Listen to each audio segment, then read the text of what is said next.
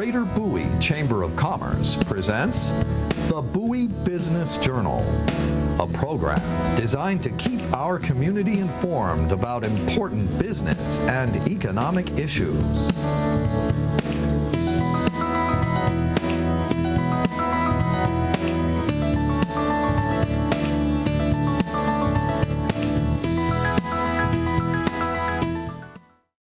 Hello and welcome to the latest edition of the Bowie Business Journal.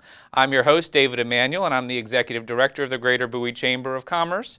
With me today in the studio is Jackie Byrd. Welcome, Jackie. Thank you, David. It's a pleasure to have you here. And Jackie is part of Byrd, a local law firm that has been in the city for 50 years plus. Is that correct? Actually, the law firm itself is probably more like 30. Okay.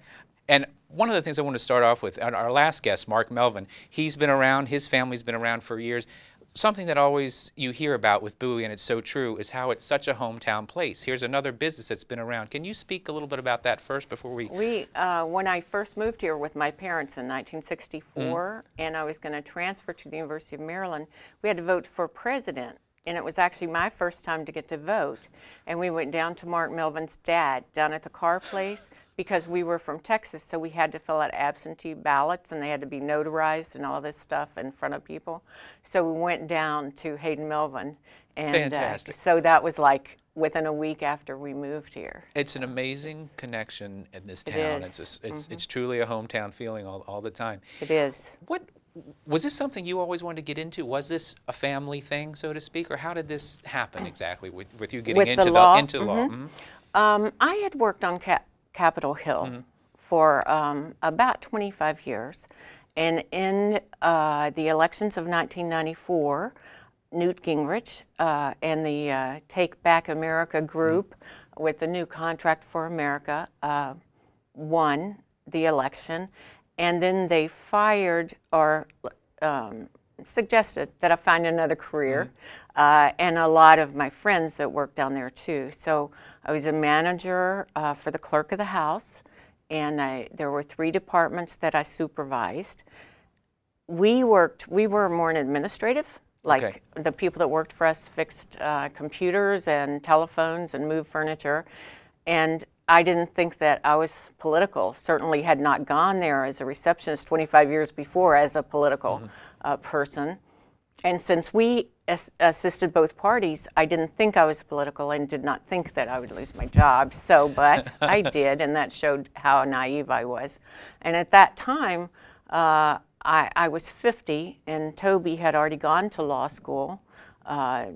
20 years before that. And for those who might know Toby, I'm sorry, that's my husband in Byrd. We're the 2 Byrds in Byrd. And so I went to help him out. Then one day I told him I thought I might become a paralegal because I kind of liked it. And then he said, why don't you just go to law school? So I did. I was 50 years old. That's fantastic. Yeah. Fantastic. I don't think I'd do it today, David. Okay. But I did okay then. What was it that really attracted you? Was there a moment that when you were in law school that you're like, this is it, and I know I'm really going to make a difference? There is such a difference in going to school because you kind of have to, like an undergraduate and your parents, and you have to produce good grades and stuff. I was amazed at the difference between then later going to school because you want to. And so I'm not saying I was interested in every little piece of administrative law or contracts law, but the goal was so fascinating to me. Plus, we had a widow lady from our church who lived with us and kept the 2 children while I was working downtown and stuff and drove them around and stuff. One time she asked me to help her with some senior reimbursement or money she was getting. And so I tried to help her. She was a bit hard of hearing. And so when we went through that on the telephone with the agencies, that's when it hit me how much help seniors need. If you tend to be hard of hearing, people treat you like you're mentally disabled. And there's so much red tape, sometimes you just cannot advocate for yourself. Sure. And that's one thing, too, to get right into that. I know we were talking about that earlier. Especially today, there are more and more scams, as we've talked about, and then the elderly are preyed upon constantly. Can you talk a little bit about that? Or I know that I would that's love to something talk that's about it. So when you want me to stop, just say stop. They if you confront them, they will say they do not target seniors, but I'm absolutely convinced they do. I was a caregiver for my mom for 10 years, and I saw it over and over. Just examples that have happened in our own practice and with our own friends. A gentleman who is an usher at our church came to me one Sunday with a letter with a check in it for $7,500 and said, you know, I was amazed to get this, and I was going to send them the money they were asking for, but my daughter said I couldn't until I asked you. So I said, okay, and I recognized it immediately, and I said, so I'm going to call you tomorrow, you know, all about this. So I called him the next day and said, here is what they do. They send you this check, tell you that you can deposit it, but it's just a down payment on the $1 million you've won or whatever. And so once you deposit it and then you send them the money to get the rest of your money, then they will send it to you. Well, of course, the check is no good. Once you deposit it, you write bills or whatever you want to do, then the check bounces. Then the bank, nor you, nor anybody else can find the people that wrote the check. And by the time the police get there, they're gone. Right. And it's horrible. How do you even know a lot of these scams? Because it seems like a new one pops up every week. Do you It have does. to keep? They stay ahead of us. That's- There are some clues, like for instance in his letter and in a lot of the letters I've seen or emails, if you see misspelling, bad punctuation, maybe they even spell your own name wrong, that is a clue, because if someone wrote you from some respectable entity that you had won a prize, their letter would be very professional and it would not have all those kinds of wrong things on it. That's one clue for sure. What were some more examples of, for example, with the phone scams that some of the senior residents need to know and to look out for? They will have people call you, younger people call and say, Grandma, this is your granddaughter Mary, and I'm over in Europe. And because she says she's over in Europe, then the connection is bad, you know, so they don't have. And a lot of times elder people take out their hearing aids at night, so they can't really hear anyway. They say, Mary, what's the matter? What's the matter? Well, I'm over here, and they'll mention some things that no one but her would know, like I'm really missing my dog Muffin or whatever. And then they'll say, I don't want Mom and Dad to find out about this, Grandma, because you know they would kill me. But I just got in jail overnight and I need $20,000 to get out of jail, or I spent all my money, now I need $10,000 to get home, or whatever. And they say, okay, where should I mail it to? Well, no, just give me, you know, your information and it can be wired over or whatever. Unbelievable. So they believe them. So these scammers are doing their homework, so to speak, because they're finding out specific things about, like you said, if somebody said my dog Muffin, they will know somehow. That's right. It's incredible how easy. That's right. Well, I guess with Facebook and all of that stuff, you know, just different information that you wouldn't think would be important. Like all of us know we would probably never put our Social Security number down in a Facebook or an email message. But you don't think about, you know, this is my dog Muffin, and isn't she cute? Look at this picture of her doing whatever. It is so frightening anymore with all that. With Facebook, with all the technology, how simple it is. It's horrible to see. It's terrible. See that happen. And a lot of times my clients or friends they cry, and I understand. I feel like crying too, because they say, I thought I was with it, I thought I knew things, I thought I understood, and now I've lost $30,000 that was going to my kids or whatever. And they're literally, sometimes there's no way they can get that back. You cannot get it back. You cannot. And my mom, one time, she paid like $500 on her credit card for a little device that it was like a $39.95 device that was supposed to hang up on crank collars and stuff. And so she told me she didn't talk to them and she didn't order it or authorize the thing on her credit card. So I called them, and then they played a recording for me of her saying yes, she would buy it, which I felt so sorry for her. But anyway, then I made some agreement with her that she wouldn't order anything and she would refer them to her daughter, the attorney, which tends to help because they don't tend to call her daughter the attorney. Grief. But everybody, you know, doesn't have that. So, but it's I bet you even some of the devices could be scams. You never know. I know. It's just, Well, that's true, sure. And they get lonely. I think I mentioned before, even if people come to see them, you know, if you've lost your spouse or your best lifelong friend, doesn't really matter how many other friends you have so much. Nobody can really replace that. Right. One time when somebody called Mom, she told me, I think it was that same incident, because I was asking her why she, you know, bought this thing from him, trying to get her to talk about it.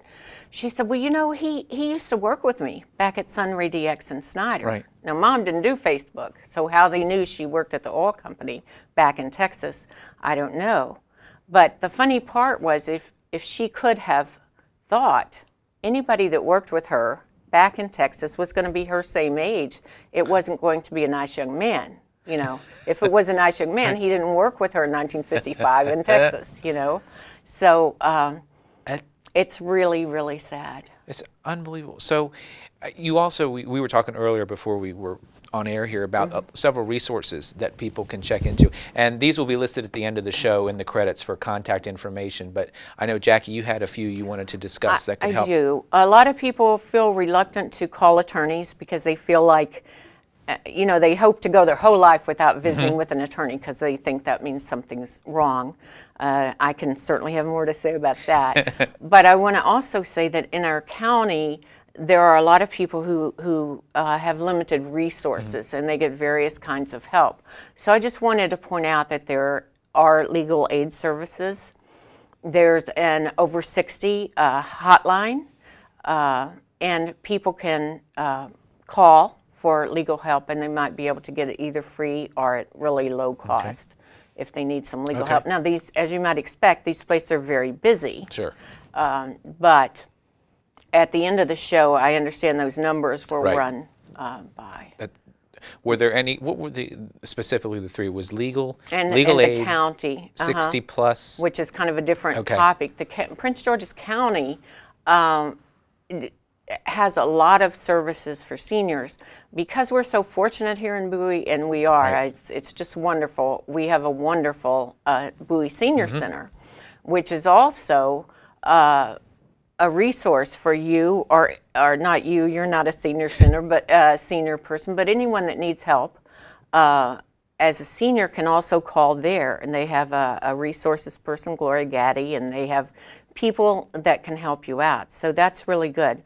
On the other hand, or in addition to that, the Prince George's County has a lot of resources for seniors, and I'm fortunate to be a member of the Advisory Committee on Aging for our county executive, Rashawn Baker, and we're supposed to be advising him on issues important to seniors, but they are now trying to as a part, I think, of the new healthcare laws and the new emphasis on, they have programs called Money Follows the Person, which means the money is allocated to a particular person and can follow them, you know, wherever they go.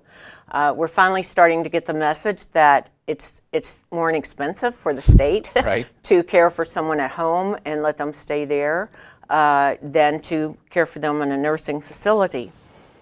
So the emphasis of the money and the programs these days is on aging in place and aging in community, in your own community and the people that you know.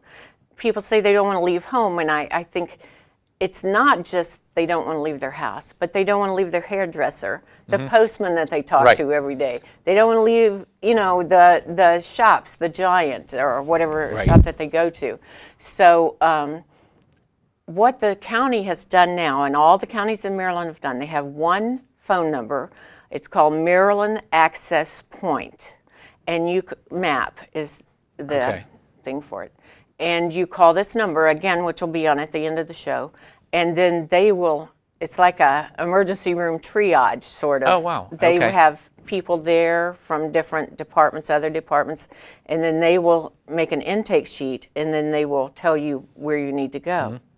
And one of the other great things for it is all that intake sheet and all that, you don't have to do that again. You don't have to do it 100 times. It goes with you and with your call to the place you're going. That's great. That's great. It's great. It's coming up in the world. And to backtrack a little, like you said, Bowie really does treat its seniors well. There's so much for them to do, and the Bowie Senior Center is an amazing place. I've never seen a more active Senior Center, know. there was constant activities going on there, and unique ones too. It's not just It's true. shuffleboard, as people would think. That's right. It's incredible. And then they have the choir. That senior choir is just amazing. It's incredible. It really is Yeah. incredible. Do you think through the years, Jackie, then that respect for elders has gotten better? Is it worse? You know, you see sometimes that we just, you know, people don't treat their elders correct, be it in the medical profession sometimes, be it just families, be it the youth.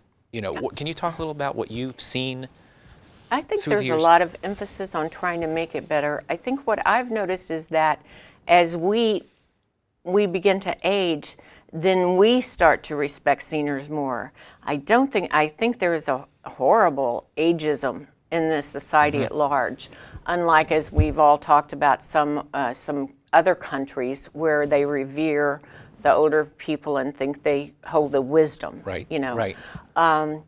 But people, that's why all the cosmetic things and everything do so well, you know, because you know that you're competing, you know, like when working down on Capitol Hill, my mother worked as an administrative assistant for years, and she started to get sensitive about her age because she said for her job she was competing with, you know, 25, 30-year-olds and stuff Right. like that.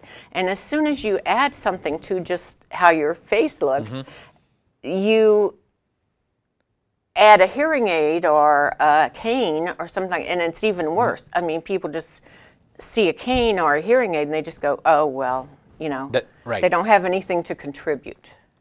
And seniors, like if someone is getting older you know, and they're going to the doctor, it sometimes takes them, and people have actually counted this, up to 19 or 20 seconds to think of a thought and then express that thought in words. No offense to doctors, I mean, God bless them, but how many do you know that are going to stand there for 19, 20 seconds and wait for the senior person too?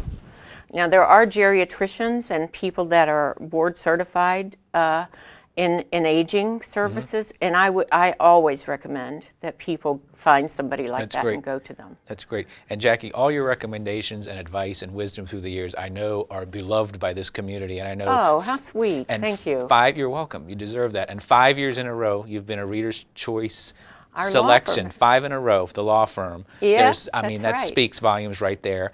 And also, I know you've won a couple awards for your columns that you've done for the Bowie Blade News, and have. it's just been a pleasure working with you all those years too at the paper. Thank you. I And just enjoyed it too. It's terrific. And the columns is another thing. You obviously, I know you love writing as well, and you have touched upon so many subjects in those columns through the years. Everything from very serious ones such as Alzheimer's and dementia, and then to lighthearted ones, but just it's all about, you know, keeping the joy in life no matter how old you get. And would you say there is a theme you like to present, or just something that's near and dear to your heart when you write, what you like to tell the most about to people? I've been reading more and more about that people tend to be happier as they age. And I think some of your responsibilities maybe and the things people expect you to do are not so great, and you can kind of make a lot of your own decisions. My passion is, and I think it's because of what we see in the office so much, is that people really need to think about that something is likely to happen to them. Either they're going to pass away, or they're going to get sick and maybe need long-term care, God forbid, or something. Or they're going to be in a temporary coma from a car wreck, and someone has to pay their bills and make medical and financial decisions. So people want to avoid these things, so they don't tend to plan in advance. So that's where I get really naggy and just pushy in the column. Because I remember several of the columns talked about the caregiving, because people don't necessarily think about that. It's going to happen that they're going to have to take care of somebody, or they're going to be cared for. That's right. And what do you do when it hits you? It's fascinating So stuff. it'll just help everybody, especially your children and people that we claim to love, our children, to not leave them without any guidance or you know what to do. And I've been called so many times. Now this I have to say is by friends, not by clients, but friends will call and say, you know, my father-in-law had a massive stroke. Can you meet us at Bowie Health Center? This one actually happened. And so I go over there because she's my friend. I'm upset. And she's, you know, we never got that medical power of attorney done. Could you go in and do it? So I talked to the doctor, and the doctor said, he had a massive stroke. He's non-responsive. Can't do it. Oh, wow. So they had so many issues. They had in-laws, outlaws, stepchildren, and It's just incredible. it's hard to not fight over things like that. Do you find that difficult in the profession that you have to not get too connected with all the clients? That's got to be really tough. Can you talk a little bit about that? Well, that was my husband Toby's concern when I said that I wanted to do elder law. He said, well, think about that for a long time, because you're going to adopt every senior person that comes into our office, and you're going to get depressed if they're depressed and stuff like that. I do have to fight that, because at some point I run smack into the wall of the things I am able to do. Mm-hmm. And one of the things that I really cannot really fix is when children are fighting, mm-hmm. Another so you've thing, dealt with that in the office? Yes. Where they... Oh, yeah. Oh, wow. And then they'll all claim to speak for mom. Now, what we do in the office is, if there are children visiting, we try to have mom in first, and we talk to her, and we say, okay, mom, you are our client, and so you can talk to us by yourself, and the children can just wait. That's fine. They can do that. So if you'd like to talk to us by yourself. Typically, it's funny, but typically they will say, no, they know everything. They can be in here. And then you think, interesting. After a little while, all right, mom knew that two of them hated each other, and one wants to do this and one wants to do that. Is there a particular case or moment you can talk about without, I guess, necessarily getting too specific that really moved you personally? There was a client, we had the whole family, everything was going great. They had a daughter and 2 sons. She did her healthcare power of attorney, and in that healthcare power of attorney, it said that she did not want a feeding tube. No feeding tube. Very clear. The facility that she was in, which shall remain nameless, made a mistake and put a feeding tube in. Then the family had to make some decision there. So the 2 sons, who had wives making suggestions into this too, wanted to have the feeding tube removed. The daughter, who had been in favor in the first place of not having the feeding tube, said, Jackie, I didn't want her to have it, but now when I go there every day and I hold her hand, she's my mother. And if we take that out, she'll die. And, I just can't get my head wrapped around, that we should remove it now that they did that. And so I just like to warn everybody. That just broke my heart. Oh, and I just like to warn everybody that it's not... Yeah, that gets you. that not getting the feeding tube in the first place is a much easier decision than having it taken out later. Wow.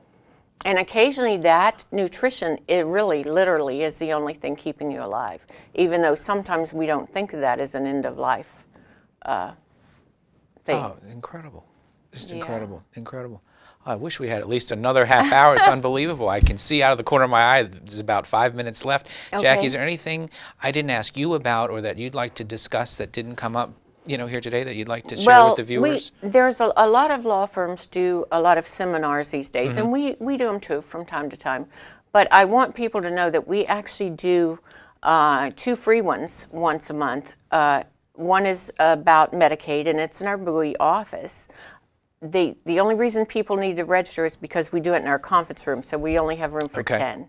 But you can call for that Medicaid seminar. We have a new office, relatively new office in Prince Frederick, and on Thursday we have estate and planning seminars there. Fantastic. And so they're free. That's great. So. And Jackie, a question I forgot to ask you earlier. You've been a member of the Chamber, or Byrd and Byrd, for how many years now? Well, I don't know. I think ever since we were a law firm. That's fantastic. Can you speak a little bit too about the importance of Chamber and how it affects businesses? I think it goes back to loving Bowie like we do, and some of us have a contest where I've lived in Bowie longer than you or something, but we love it, and it's a part of seeing the community prosper, trying to make everyone welcome and feel a part, and then see what we can do for the community. And I can't imagine us not being in the Chamber. Fantastic. I know we were less active during the times I was caring for my mom and stuff like that, but we're getting back more active again now. and it's a wonderful organization. That's great. We are I so wouldn't glad. trade it. Oh, we're so glad you're a part of it and have been a Thank part you. for that long. Thank you, David. Thank you. Thank you, Jackie. And thank you all for joining us today. And before we close today, I'd like to talk about really quickly our big upcoming grand finale event of the year for the Greater Bowie Chamber of Commerce, and that is our holiday mixer and silent auction. That is Tuesday, December 2nd at the Country Club at Woodmore. Please call us or email us. That information is also in the credits. We would love to see you there. We would love to see some donations and some sponsorships. They are rolling in now, but it is 1 month away, so we hope to hear from you. And again, we thank you for joining us, and we hope to see you on our next edition of the Bowie Business Journal. And again, thank you, Jackie. Thank you, David.